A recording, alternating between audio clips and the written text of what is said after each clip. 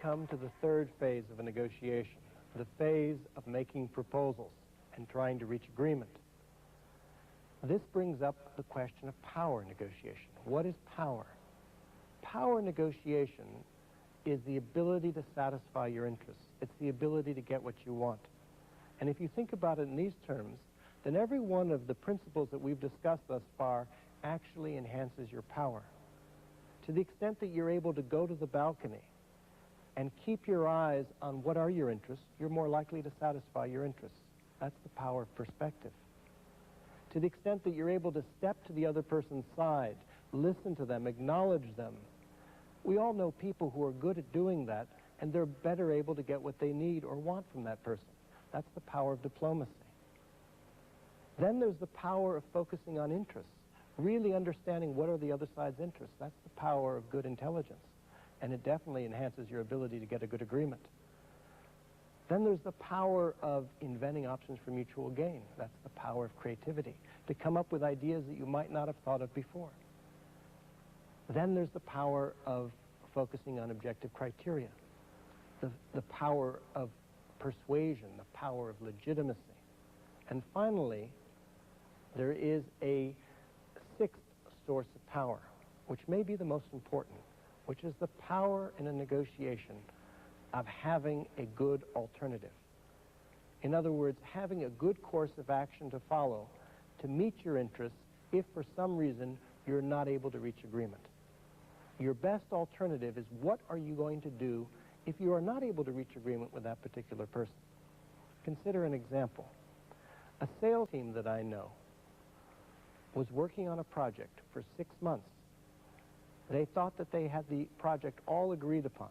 They were having one final meeting with the client, at which time the client said, look, I love the whole proposal, we love the project, we want to go ahead, but I'm afraid you're going to have to cut the price by 15%.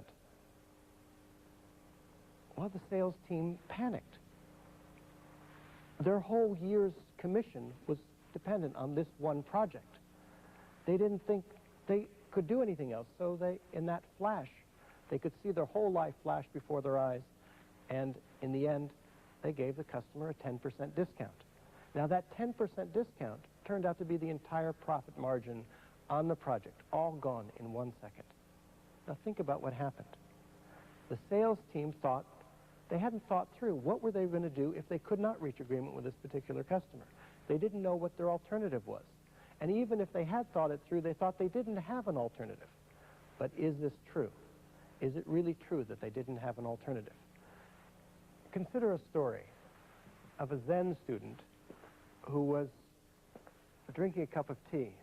And as he lifted the cup of tea to his lips, a Zen master came by with a big stick and said to him, if you drink that cup of tea, I'm going to hit you with this stick.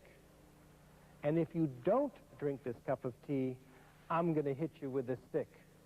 Now, if you were the Zen student, what would you do? Most of us think, well, if I'm going to be hit, I might as well drink the cup of tea and enjoy it. Or we think, okay, I'm not going to accept that. I'm going to fight back with the Zen master. Those are the two normal alternatives that we think of when we're confronted by superior power, which is either to submit to it because we have no choice or to fight back. But in fact, there are other alternatives. The Zen student, for example, could walk away, could exit the situation. Or the Zen student could, for example, take the stick away from the Zen master. He's not getting into a fight with the Zen master, he's just removing the Zen master's ability to hit him. Or the student might appeal to help to other students to see if they could be of assistance. So there are other alternatives in that situation, just as there were other alternatives in the situation of the sales team. The sales team, when confronted with the client who demanded a 15% discount, might have said, okay, we can't do business with this particular person in this company. Maybe there's someone else in the company whom we can talk to see if we can reach an agreement. Or perhaps they could have gone back to their boss and asked their boss to call the other person's boss in that company, in the customer, to see if they could reach a deal. Or perhaps they could say, wait a minute, maybe there are other customers who want the same kind of work, and we can use the time and the effort that we put into this project, we can deploy it for another customer. So there are other alternatives in life. So one of the keys in negotiation, before you get into any negotiation, one of the most important things you need to do is to always think through, what is my best alternative? What am I going to do if I'm not able to reach agreement with the other side? Is there any way that I can improve or develop that alternative to make it more satisfactory to me? And it's also useful to estimate the other side's alternative. What are they going to do if they're not able to reach agreement with you? What would the customer do in that particular situation? Because sometimes we think the customer is all powerful, but think about it. The customer has invested 6 months of time and effort in that particular project. It might put their plans into disarray if they were to try to go to another supplier. So knowing your best alternative, improving your best alternative, and estimating theirs is an effective way to pursue your interests and to balance the power with a seemingly more powerful negotiator.